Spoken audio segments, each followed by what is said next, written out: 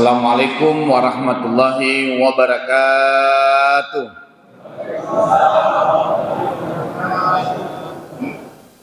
Alhamdulillahi wa kafa wa salatu wassalam ala nabil mustafa. Ashhadu an la ilaha illallah wahdahu la syarikalah wa ashhadu anna muhammadan abduhu wa rasuluhu la nabiyya ba'dah.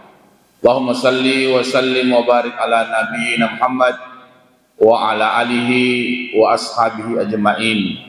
Subhanaka la ilma lana illa ma 'allamtana innaka antal alimul hakim. Subhanallah walhamdulillah wa la ilaha illallah wallahu akbar wa la haula wa la quwata illa billah. Kaum muslimin dan muslimat rahimakumullah, syukur alhamdulillah dan salawat kepada Nabiullah Muhammad sallallahu alaihi wasallam. Allahumma salli ala Muhammad wa ala ali Muhammad, atau salawat lainnya yang telah dicontohkan oleh beliau dan para sahabatnya.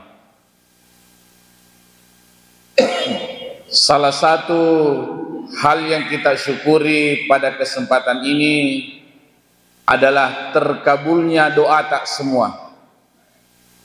Setiap kita salat, kita berdoa kepada Allah Subhanahu wa taala. Kita memohon kepada Allah Subhanahu wa taala. Dari 4 posisi salat yang kita lakukan, berdiri, ruku, sujud, dan duduk. Dari 4 posisi ini ada satu posisi, itulah bagiannya kita. Disitulah untuk kita semua yang salat, yaitu saat kita duduk di antara 2 sujud. Jadi kita sujud, menghambakan diri di hadapan Allah Subhanahu wa taala, merendahkan diri di hadapan Allah, karena hamba itu semakin merendahkan dirinya di hadapan Allah, semakin terangkat derajatnya. Semakin merendahkan di hadapan Allah, maka semakin tinggi derajatnya. Maka setelah kita sujud, bangkit dari sujud, kita membaca Rabbi ghfirli warhamni wajuburni warfa'ni warzuqni wahdini wa'afini wa'fu anni. Semua yang kita baca itu untuk kita yang salat. Itulah bagiannya kita dalam salat. Tentu pada kesempatan ini kita tidak kaji semua. Bolehlah kita angkat yang kita baca pada kesempatan ini, bacaan kedua. Tetapi yang sangat menarik dari permohonan ini adalah ada di situ kata yang kita minta kepada Allah, wa'afini, berikan kesehatan ya Allah. Wa'afini ini bukan sehat biasa, bukan sekedar kuat, bukan sekedar bisa melihat, bukan sekedar pendengarannya normal. Wa'afini ini sudah masuk dalam bahasa Indonesia. Sering kita ketik, biasa kita kirim, atau kita baca. Sehat wal afiat. Sehat wal afiat ini bukan sehat biasa. Sehat wal afiat itu adalah seorang hamba yang sehat dan tetap dalam lindungan Allah Subhanahu wa taala. Karena tidak semua orang sehat itu dalam lindungan Allah. Salah satu lindungannya Allah Subhanahu wa taala kepada hambanya, ketika hamba itu masih diberi hidayah, petunjuk untuk berbuat baik. Itu bagian dari perlindungan Allah kepada hambanya. Jadi kalau subuh hari ini kita mendengarkan azan, bersegera menuju masjid, itulah sehat wal afiat. Sehat wal afiat itu kesehatannya untuk manfaat. Pagi keluar untuk bekerja dengan niat nafkah istri dan anak, keluarga, itu bagian dari sehat wal afiat. Kalau ada cuma sekedar kuat, penglihatannya normal, pendengarannya bagus, tapi begitu mendengarkan azan tidak menuju masjid, itu namanya sehat tetapi belum walafiat, baru sehat biasa. Yang diminta dalam salat justru sehat walafiat, itu sehat dan bisa melakukan manfaat. Jadi kita selalu bersyukur kepada Allah atas kesehatan walafiat yang diberikan Allah kepada kita semua. Adapun yang kita kaji pada subuh hari ini, yang secara singkat berkaitan dengan permohonan kedua kita kepada Allah saat salat, Rabbi ghfirli warhamni, ya Allah Rabb, ampuni saya, kemudian rahmati saya. Ayat yang berkaitan dengan ampunan itu akan selalu ikut dengan rahmatnya Allah, ada kasih sayangnya Allah. Innallaha ghafurur rahim, sesungguhnya Allah Maha Pengampun, Maha Pengasih, Penyayang. Kita berdoa, Rabbi ghfirli, ampuni saya, warhamni, rahmati saya. Keluarga yang telah wafat, kita juga berdoa, Allahumma ghfir lahu warhamhu, ya Allah ampuni dan rahmati. Dan hampir semua ibadah yang kita lakukan itu selalu erat kaitannya dengan rahmat Allah. Kita saja semua ini masuk masjid, setiap 5 waktu kita salat berjamaah, itu sangat erat kaitannya dengan rahmat Allah. Setiap masuk pintu masjid, Allahumma ftahli abwaba rahmatika. Jadi kita masuk masjid ini meminta rahmatnya Allah, kita mohon. Jadi sangat penting ini rahmatnya Allah Subhanahu wa taala. Hebatnya rahmatnya Allah ini, kasih sayangnya.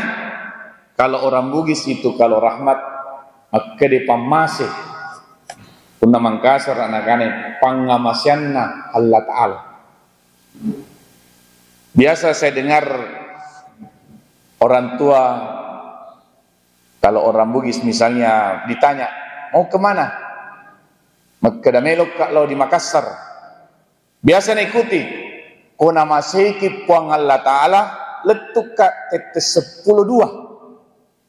Artinya kalau Allah berikan kasih sayang kepada kita, insya Allah perjalanan ini akan lancar. Sebenarnya kalimat-kalimat itu sudah masuk kalimat tauhid. Percaya, yakin atas kasih sayangnya Allah. Jadi banyak sebenarnya itu kalimat-kalimat sudah masuk kalimat tauhid yang sangat mendalam dalam kehidupan sehari-hari. Jadi semua ibadah yang kita lakukan itu kita selalu memohon kasih sayangnya Allah Subhanahu wa taala, pangamasyanna Allah Ta'ala. Dalam salat tentu kita juga menghadap rahmatnya Allah. Seberapa penting rahmatnya Allah dalam kehidupan ini sehingga kita selalu memohon rahmat Allah. Bahkan Nabi Muhammad SAW mengajarkan doa, Allahumma inna nas'aluka salamatan fid din wa afiatan fil jasadi wa ziyadatan fil ilmi wa barakatan fil rizki wa taubatan qablal maut wa rahmatan indal maut. Ya Allah, berikan rahmatmu saat wafat. Jadi rahmat Allah ini dibutuhkan dalam segala hal. Saat kita sakit, sehat, bahkan rahmatnya Allah disiapkan untuk orang-orang yang masih melakukan dosa. Illa rahmatan minna wa mata'an ila. Kata Allah, seandainya itu kecuali karena rahmatku, maka orang yang melakukan dosa itu sebenarnya sudah mendapat azab. Tapi karena rahmatku, kata Allah, maka azab itu tidak diberikan kepada orang yang berdosa, justru ditunggu sampai ia bertaubat. Itu rahmat. Pammasina pong Allah Ta'ala sehingga tidak langsung mendapat azab bagi orang-orang yang berdosa. Padahal kalau kita ini manusia, rekongka atau dosa, mapigok dosa, perasaan tak kalaan cepat itu, kenapa lama sekali hidup? Mengganggu perasaan tak itu. Misalnya keluar di masjid, hilang sendal, buka CCTV itu. Kayak perasaan itu, kayak momentum itu, supaya tidak datang-datang di masjid. Perasaan tak. Tapi kalau Allah itu rahmatnya, masih menunggu hambanya bertaubat.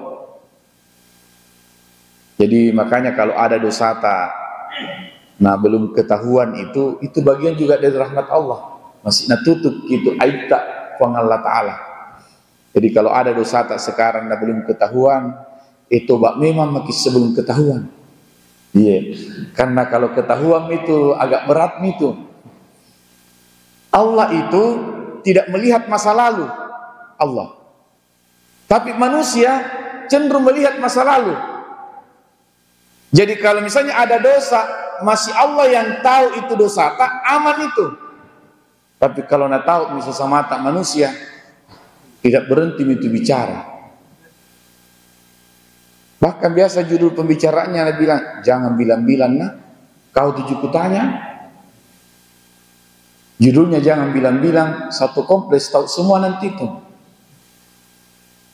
Seorang guru tampil di hadapan murid-muridnya, kemudian gurunya menghitung 1 kali 9, 9, 2 kali 9, 18, sampai perkaliannya itu 10 kali 9, lalu gurunya menyebut 91. Salah jawabannya. Semua muridnya berteriak, ibu guru salah. Ada yang mengatakan tidak tahu, semuanya banyak teriak. Gurunya hanya diam.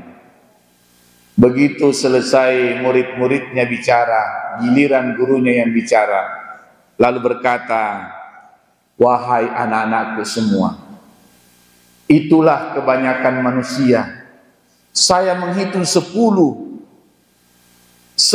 benar, 1 yang salah, tapi yang kalian teriaki yang salah yang 1. Begitulah manusia. 9 baik tak, 1 kesalahan tak yang akan bicara orang kesalahan tak. Begitu manusia. Beda Allah. Kalau Allah Subhanahu wa Ta'ala karena rahmatnya kepada hambanya, 9 kesalahan tak, 1 kali kita taubat, yang nahitung Allah Ta'ala taubat kita. Saking rahmatnya Allah, dibuatkan satu waktu, yaitu bulan Ramadan, untuk diampuni dosa-dosa. Itu rahmat Allah Subhanahu wa Ta'ala kepada hambanya. Jadi mulai dari orang yang berdosa saja dipersiapkan rahmat oleh Allah Subhanahu wa Ta'ala. Pada masa Nabi Musa alaihissalam, kemarau panjang. Jadi kaumnya memohon kepada Nabi Musa alaihissalam, wahai Nabi Musa,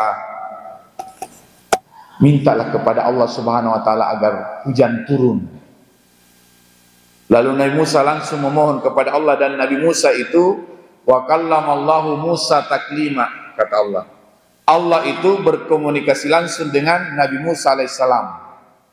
Lalu ia memohon, ya Allah ya Rabb, turunkan hujanmu, lama sekali nih kemarau.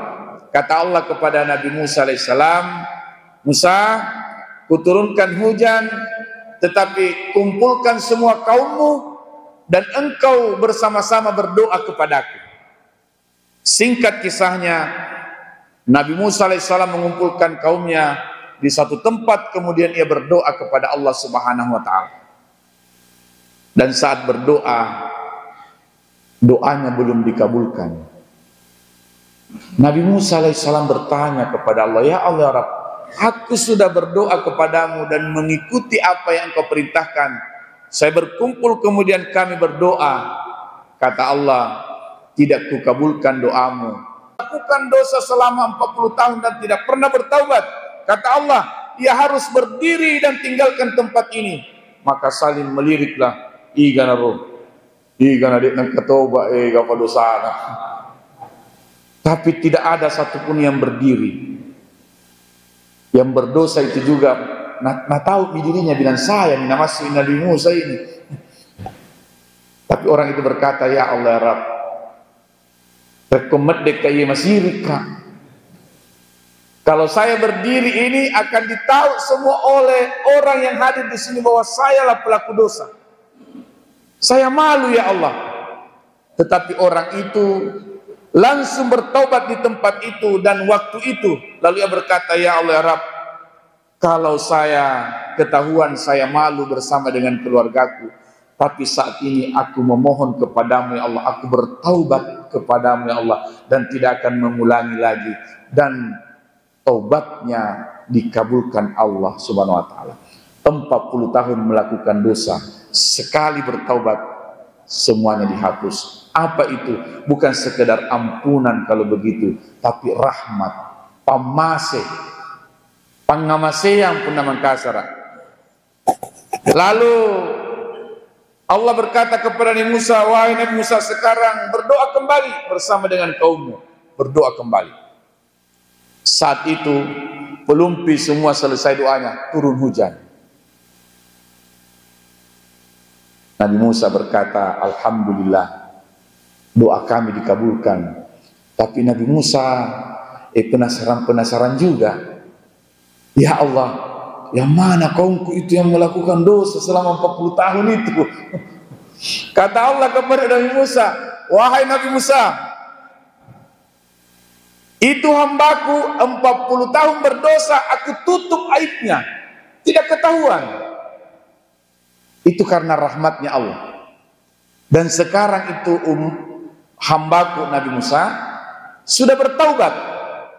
Bagaimana aku membuka aibnya, sedangkan ia masih berdosa, aku tutup. Apalagi kalau sudah bertaubat. Jadi tabe Bapak Ibu jamaah, kalau ada dosa tak masa lalu, jangan selalu bangga-banggakan. Saya dulu itu waktu ke pejabat, saya semua diatur gitu begini-begini. Jangan aib itu. Yang dulunya orang tidak tahu kalau kita pernah korupsi, nah tahu orang lah. Waduh, pakai berhenti itu korupsi, pensiun mereka. Maksudnya karena tidak ada di kesempatan. Ada dosa-dosa masa lalu, jangan dibicarakan. Bagaimana Allah menutup aib kita kalau kita yang bicarakan? Dalam salat kita minta, wajuburni rabbi ghfirli warhamni wajuburni, tutup aibku. Bagaimana Allah tutup aib tak? Nah, kita yang bicarakan. Allah itu benci kepada orang yang berbuat dosa, tapi Allah lebih benci lagi kepada hambanya yang berdosa secara terang-terangan. Berdosa secara terang-terangan bukan sekedar saat kita melakukan terang-terangan, tapi ada dosa dilakukan sembunyi-sembunyi tapi sebentar dibicarakan, sama dengan terang-terangan. Jadi tutuplah aib kita dan memohonlah kepada Allah, ampuni ya Allah. Itu orang berdosa saja masih dirahmati Allah subhanahu wa ta'ala. Bagaimana dengan kita ini yang ketaatannya alhamdulillah luar biasa. Ini terjadi pada masa Nabi Ayub alaihissalam. Nabi Ayub itu sangat terkenal dengan ujian yang dialaminya adalah sakit. Dan sakitnya tidak main-main. Ada yang mengatakan sampai 18 tahun sakit. Ada yang 18 tahun sudah tinggal di BTP ini. Lama itu rasanya 18 tahun. Bukan sekedar sakit, Nabi Ayub kaumnya mulai meninggalkannya. Bahkan keluarganya, istri mulai. Harta yang dulunya banyak habis semua, bangkrut. Tapi Nabi Ayub alaihissalam sebagai hamba yang taat kepada Allah tidak menyerah. Nabi Ayub selalu membaca wirid. Wirid itu artinya berulang-ulang. Jadi doa yang dibaca secara berulang-ulang bisa diartikan wirid. Zikir yang dibaca berulang-ulang bisa diartikan wirid. potongan ayat yang kita baca misalnya Ar-Rahman, Ar-Rahim, Ar-Rahmanir Rahim, Ar-Rahmanir Rahim, tapi berulang-ulang bisa dikategorikan wirid. Maka Nabi Ayub membaca wa anta arhamar rahimin. Kalau semua menjauhiku ya Allah, wa anta arhamar rahimin, dan engkau yang maha pengasih di atas yang memberi kasih. Inilah yang dibaca Nabi Ayub alaihissalam, wa anta arhamar rahimin, sembuh penyakit. Inilah yang dibaca Nabi Ayub yang dijauhi oleh orang, wa anta arhamar rahimin, semuanya kembali dekat. Inilah yang dibaca Nabi Ayub, wa anta arhamar rahimin, yang dulunya bangkrut menjadi kaya kembali. Wa anta arhamar rahimin. Itu kalimat wiridnya, jadi boleh kita baca-baca. Wa anta arhamar rahimin. Bisa juga dalam kalimat yang lain kita baca ya arhamar rahimin. Jadi kita memohon kepada Allah. Ya arhamar rahimin. Ya arhamar rahimin. Oh mak, boleh kita sama-sama? Ya arhamar rahimin. Boleh kita lebih semangat supaya itu yang mengantuk-mengantuk kau. Ya arhamar rahimin. Jadi ini bisa dijadikan kalimat wirid, wa anta arhamar rahimin, atau kita mengatakan ya arhamar rahimin. Jadi kita selalu baca. Pada masa Nabi Muhammad SAW ada sahabat yang bernama Sa'id bin Harithah. Sayyidina Sa'id ini akan melakukan perjalanan keluar kota.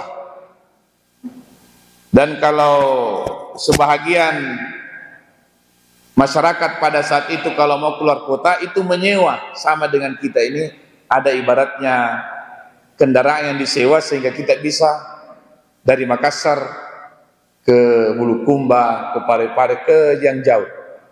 Nah, pada masa itu ia mendapatkan bertemu dengan orang yang memiliki kendaraan sewaan, ya ibarat kuda kalau kita. Ternyata pemilik kendaraan ini adalah sang pembunuh. Setiap orang yang naik di kendaraannya pasti akan dibunuh. Dan sekarang gilirannya Sayyidina Sa'id.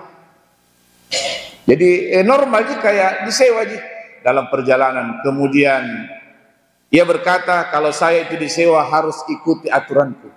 Ya namanya kita bilang yang penting saya sampai ke tujuanku. Kemudian berjalanlah. Ternyata dalam perjalanan itu dibawa ke suatu tempat, dan di tempat itu sudah penuh dengan mayat, tulang-tulang manusia. Dan disitulah tempatnya orang itu membunuh. Dan orang itu berkata kepada Sayyidina Sa'id, sekarang giliranmu. Tidak ada yang bisa menolong. Tapi Sayyidina Sa'id ini berkata kepada orang itu, tidak masalah, tapi izinkan aku salat 2 rakaat.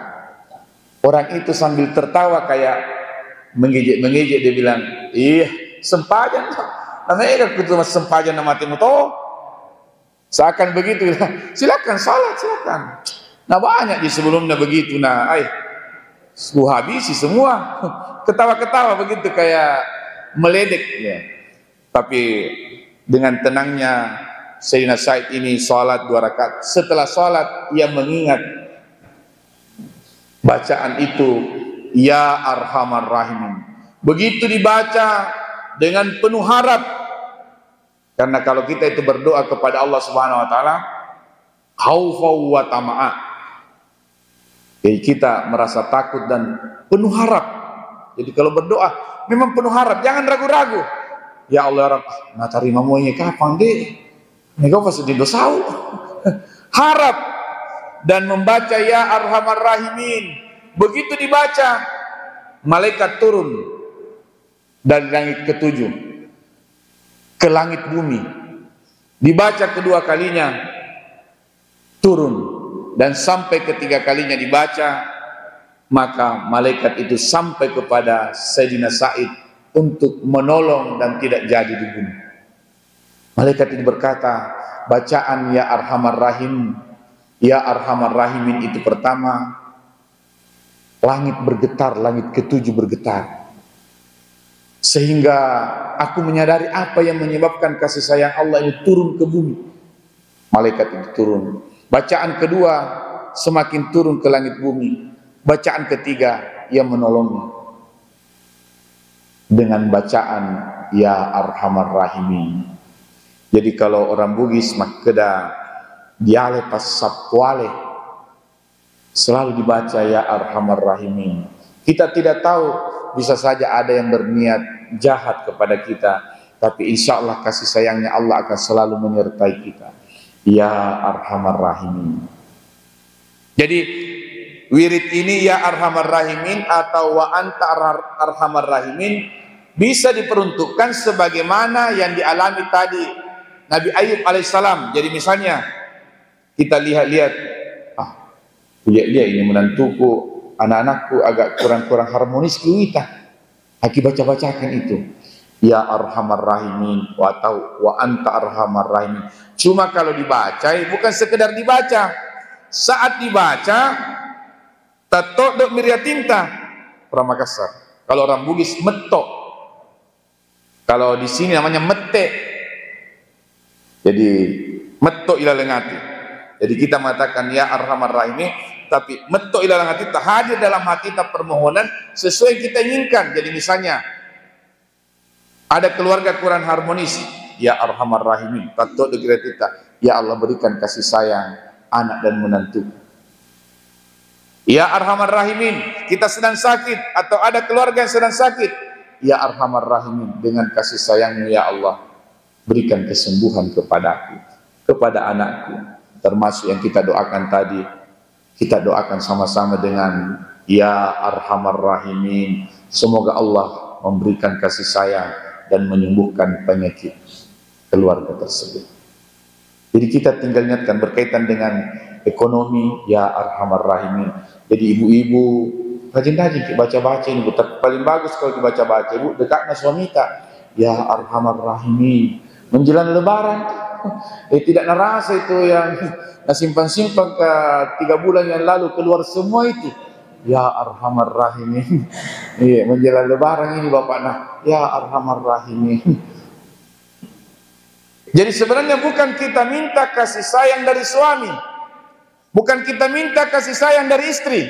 Jadi tabe, jangan kita mengharap kasih sayangnya istri tak terbatas, jangan kita mengharap kasih sayangnya suami tak terbatas, tapi kita mengharap memohon kasih sayangnya Allah melalui suami tak. Kita mengharap kasih sayangnya Allah melalui istri tak. Karena kalau Allah kasih sayang kepada kita melalui makhluknya, itu akan lebih mudah. Sama halnya anak yang baru lahir, sebenarnya anak yang baru lahir itu kasih sayangnya Allah, tapi melalui ibunya. Bayi yang baru lahir itu ada kasih sayangnya Allah di situ melalui ayahnya. Makanya seorang ayah itu kadang, karena kadang itu anak tak sebenarnya sukses, tapi banyak orang tua anaknya sukses, tapi orang tuanya tidak ikut menikmati kesuksesannya. Orang tua hanya cukup membanggakan. Nanti kalau pulang kampung kentara itu anak-anak dibanggakan. Ada di dinding rumah tak tempel. Itu anak-anak dibanggakan itu. Biasa 4 bersaudara, 2 juta tempel di dinding. Dan sukses kayak gitu. Yang merantau begitu sukses. Itu yang tinggal ke serumah biasa tidak dipajang. Padahal yang tinggal serumah itu tiap hari layani kita, itu yang paling besar, fotonya disimpan di situ. Kadang kita yang jauh-jauh itu paling besar, bahkan tak balik-balik itu fotonya itu anak-anak. Jadi biasa datang itu pamannya bilang, oh ini yang kakak ya, karena di atas, padahal adiknya di atas, kakaknya di bawah, itu pun kabur karena lebih sukses ke adiknya. Jadi tabe kalau kita dipajang foto tak di kampung, tanya itu bilang, pajang juga fotonya kakakku. Memang dia tidak ngomong, tapi ada tone itu di hatinya. Nah kadang kita ini adik-adik sukses, itu bagian dari usahanya kakak-kakak yang tidak sekolah misalnya. Dipajang besar-besar. Jadi perlu yang kakak, adik. Supaya tahu kira, oh ini kakak, ini adik. Tapi kadang kita hanya sekedar membanggakan anak, tapi kita tidak pernah merasakan, menikmati kesuksesannya. Karena di rumah anak tak ada yang menguasai, namanya ibunda hara. Biasa di rumah ada ibunda hara. Ini nih yang ibunda hara yang dibaca-bacakan. Ya Arhamar Rahimin. Mudah-mudahan ibunda hara itu di rumahnya anakku menyadari kalau kasih sayang Allah itu sangat penting. Diberikan kasih sayangnya Allah kepada anak, dan kita pun disayangi oleh anak. Karena semakin usia lanjut, semakin kita butuh kasih sayangnya keluarga. Bapak Ibu jamaah, alhamdulillah saya melihat pas ya kurang lebih 30 menit, dan barusan tuh aku rasa ini lama-lama ceramah. Biasanya itu 15 menit jika ada tertulis di situ, di sini bebas menonton tidak ada. Dan mudah sekali tuh kalau Ustaz mau disuruh berhenti ceramah, jangan makin marah-marah. Jangan kalau Ustaz mau diminta berhenti ceramah, ilmu yang di depan kalau mengerti semua ini begini-begini semua. Apalagi kalau tulis ke bawah, berhenti sendiri tuh Ustaz. Tapi kalau semangat begini luar biasa, jarang-jarang kita temukan jamaah yang semangat dalam majelis seperti ini. Inilah yang disebut sebenarnya dalam bahasa agama jihad, kesungguhan. Walladzina jahadu fina lanahdiyannahum subulana. Siapa yang bersungguh-sungguh ingin melakukan perintahku, akan kumudahkan jalannya. Jadi kalau baru berangkat dari rumah, tato dok motom miriatit tak makedah, mailokka mendengarkan ikut majelis, Allah mudahkan itu. Tapi kalau kita mengatakan, nang kasih makroko dari ini jaro taro, saya dibisi-bisi sebenarnya kan biasa aku saya di sini, saya kalau ditelepon, Ustaz, pakai kursi atau mimbar? Saya bilang mimbar, karena kalau mimbar itu tidak lama. Ini tidak ditanya, Mak.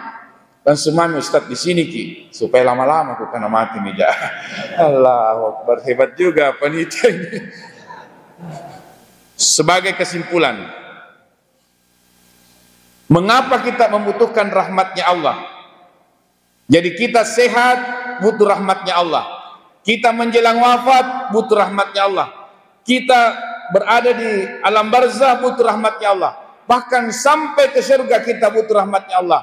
Puncak rahmatnya Allah di surga saat kita bersama dengan Nabiullah Muhammad SAW dan bisa bertemu dengan Allah Subhanahu Wa Taala. Itulah puncak rahmat Allah kepada seorang hamba.